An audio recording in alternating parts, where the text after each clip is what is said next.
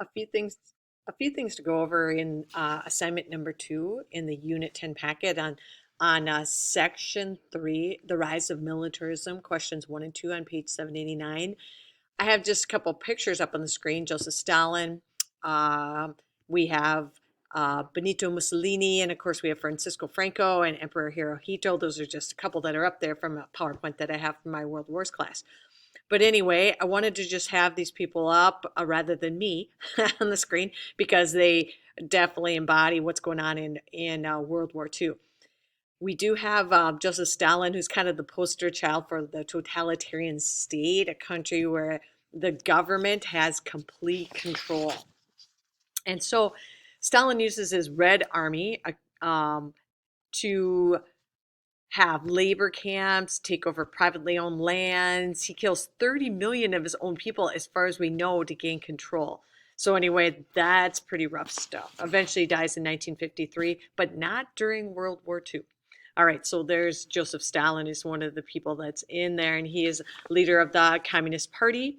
His name means man of steel. He's one of those totalitarian leaders, but he also has near dictatorial powers and is a communist. We also have Francisco Franco. Francisco Franco is towards the end of the assignment in number 2. Francisco Franco is the leader of the Spanish Civil War in Spain. He's a Spanish fascist who didn't want nationalization of public utilities. He did not want universal suffrage.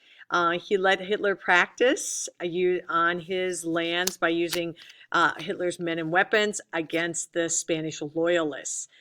He was against the Popular Front, which is an international alliance of organization united against fascism. They worked in Spain, and U.S. citizens joined. The members of it were called the Abraham Lincoln Brigade, the U.S. contingency, and it had men and women soldiers, which is kind of unusual. Mussolini also used Franco's Spain to practice using his men and weapons to prepare more for World War II. Mussolini's followers were called the Black Shirts, and they were followers of the Italian Fascist Party. They're known for wearing black uniforms, and they took over Rome in 1922.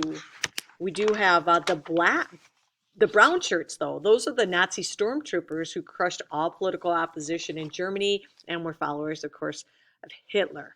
I should go back to Franco. Franco has the blue shirts. They are the followers of Franco in the Spanish Civil War, the fascists. So anyway, interesting. Black shirts, brown shirts, and blue shirts. That's right. And the Red Army.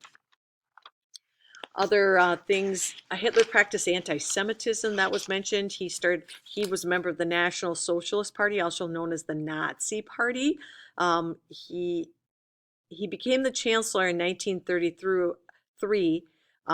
He was not elected chancellor, he was appointed. So anyway, he was never elected to any public office, just an FYI. All right.